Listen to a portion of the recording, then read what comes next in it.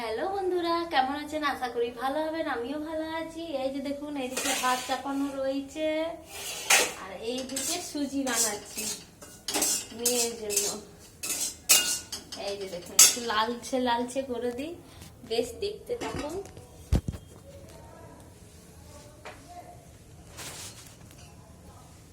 দুধ দিয়ে সুজি বানিয়ে দেবো, একটু লালচে লালচে করে দিই, ভাজা ভাজা, তারপরে দুধ দেবো। এই যে দেখুন,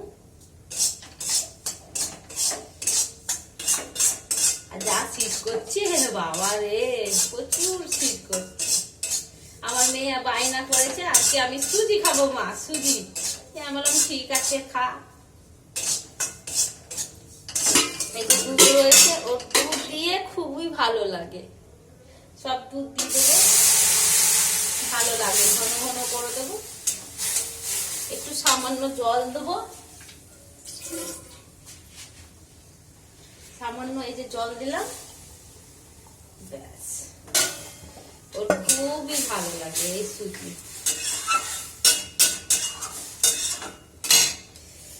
আপনারা রান্না বান্না করেছেন? এই যে চিনি দিয়ে দিলাম এখানে 2 চামচ, একটু মিষ্টি মিষ্টি দিলে তাহলে ভালো লাগবে, নাহলে ভালো লাগবে না। একটু মিষ্টি মিষ্টি, তাহলে মাখা মাখা করে দেবো, বেশ ভালো লাগবে। ঘন চটকরেই হয়ে যাবে। এখানে ইয়ে করে নি, প্লেট বার করে নি তাড়াতাড়ি করে।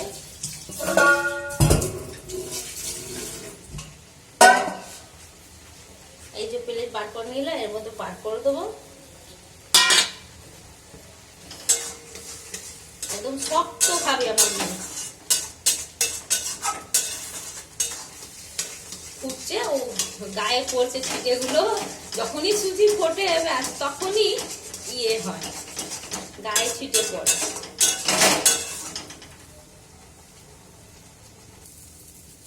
এই তো সুজি হয়ে গেছে, এই যে দেখুন।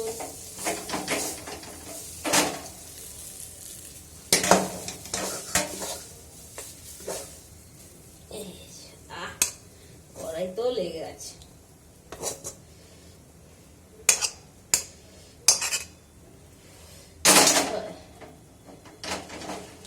সেইভাবে করে দেবো, আর ঠান্ডা হলে পিস পিস করে দেবো, তখন ওর খেতে বেশ ভালো লাগবে।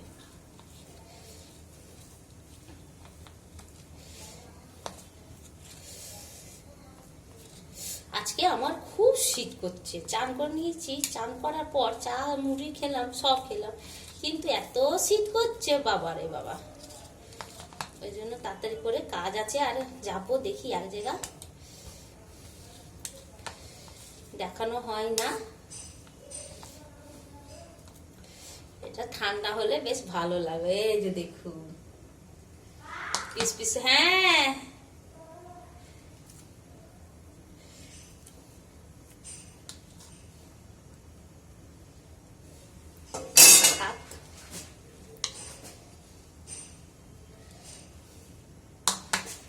কাটা হয়ে গেছে, এবার কেটে কাটবো।